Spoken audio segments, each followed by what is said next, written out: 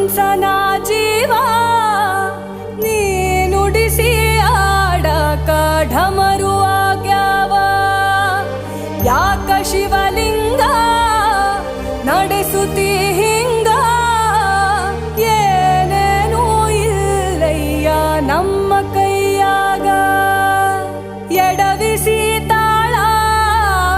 ಉರುಳಿಸಿ ದಾಳ ನಡೆಸಿದಿ ಬಾ